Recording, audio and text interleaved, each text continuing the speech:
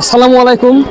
অমর একুশে শহীদ দিবস ও আন্তর্জাতিক মাতৃভাষা দিবস উপলক্ষে মেহেরপুর জেলার গাংনী উপজেলার চিতলা মাধ্যমিক বিদ্যালয়ে প্রভাত ফেরি ও শহীদ বেদিতে পুষ্পস্তবক অর্পণ, এছাড়াও চিতলা মাধ্যমিক বিদ্যালয়ের শহীদ মিনারে সকল শহীদদের প্রতি শ্রদ্ধা নিবেদন জানান অত্র বিদ্যালয়ের শিক্ষক কর্মচারী ও শিক্ষার্থীবৃন্দ।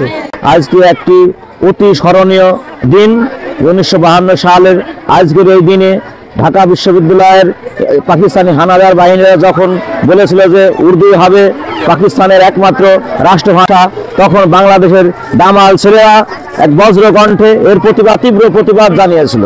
পূর্ব পাকিস্তানের মাতৃভাষা হচ্ছে উর্দু, হতে পারে না, বাংলা হবে, বাংলা হবে পাকিস্তানের মাতৃভাষা। শহীদদের রক্তের বিনিময়ে আমরা আজকে পেয়েছি মাতৃভাষা বাংলা।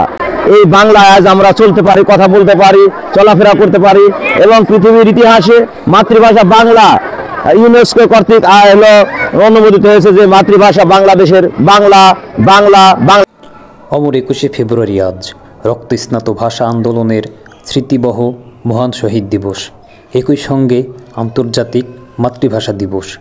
1952 সালের এই দিনে মাতৃভাষা বাংলার মর্যাদা রাখতে গিয়ে বুকের রক্ত ঢেলে দিয়েছিল রফিক, সালাম, বরকত, শফিউর, জব্বাররা। তাদের রক্তের শৃঙ্খলমুক্ত হয়েছিল দক্ষিণী বর্ণমালা, মায়ের ভাষা। এই চিতলা মাধ্যমিক বিদ্যালয়ে তোমরা শহীদ মিনারে তোমরা ফুল দিয়েছ, ফুল দিয়ে তোমরা স্মরণ করেছ যারা বিগত দিনে আমাদের মাতৃভাষার জন্য জীবন উৎসর্গ করেছে।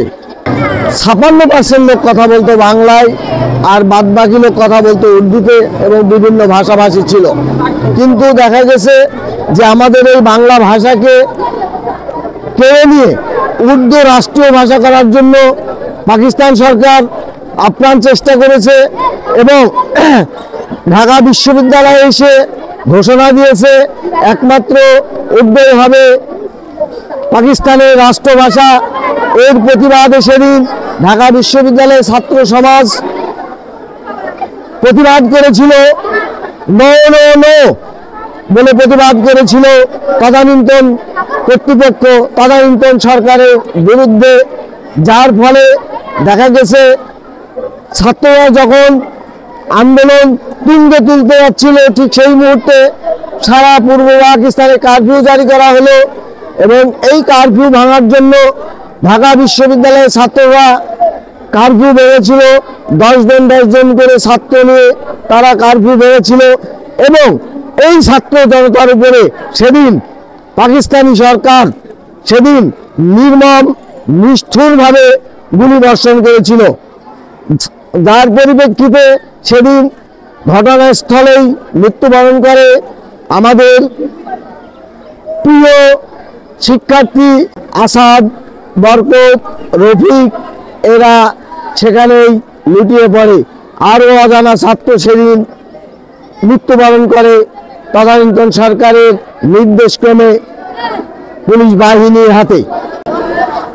পরে দেখা যায় পরবর্তীতে সরকার ছাত্র জনতার কাছে যখন আন্দোলন তুঙ্গে ওঠে ছাত্র জনতার কাছে, তখন পাকিস্তান সরকার বাধ্য হয় বাংলাকে বাংলা ভাষা হিসাবে স্বীকৃতি দিতে এবং মাতৃভাষায়, আমাদের মাতৃভাষায় বাংলায় কথা বলা এবং লেখন লেখা, অফিস আদালতে কার্যকলাপ সব কিছু সেদিন থেকে বাংলায় চলতে থাকে।